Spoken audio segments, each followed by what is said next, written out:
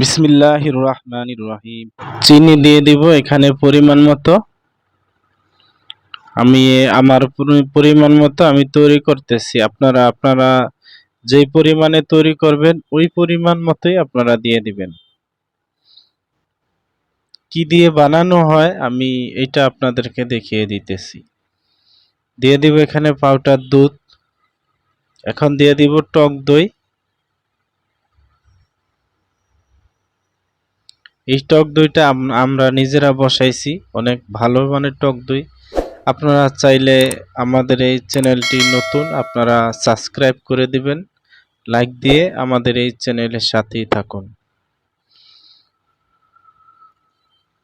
এটা আমের আচার, আমি নিজেই আচারটা তৈরি করেছি। আপনারা চাইলে এই রেসিপিটাও আমি দিয়ে দিব। এখন দিয়ে দিব বিট লবণ।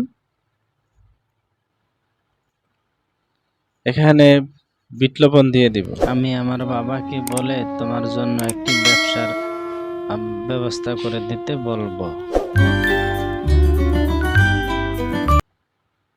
এখন এটা ভালো করে মিক্স করে নিব। এটা ভালো করে মিক্স করে নিব। আপনারা টক দইটা যখন দিবেন তখন পানিটা ঝরিয়ে নেবেন। অনেক সময় টক দইতে পানি জমে যায়।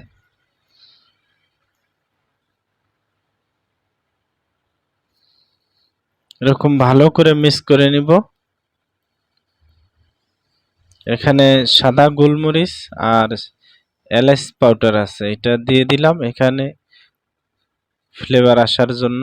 যেহেতু আমি টক দই দিয়ে বানিয়েছি, মিষ্টি একটু কম হয়েছে, আরো একটু দিয়ে দিলাম।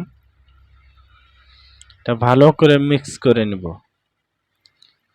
আপনারা এই ভিডিওগুলা কিরকম হয় আর কিরকম ধরনের ভিডিও চান আপনারা আমাদের কমেন্ট বক্সে জানিয়ে দিবেন, আপনাদের মতামত জানিয়ে দিবেন। এখানে একটু ফ্লেভার দিয়ে দিব, সামান্য একটু ফ্লেভার দিয়ে দিয়েছি। আপনারা কিরকম ধরনের ভিডিও চান আপনারা রেস্টুরেন্টের, আপনারা আমাদের কমেন্ট বক্স জানিয়ে দিবেন। এখন এটা আমি ঢেলে নিলাম। আপনারা ভালো থাকুন। আসসালামু আলাইকুম।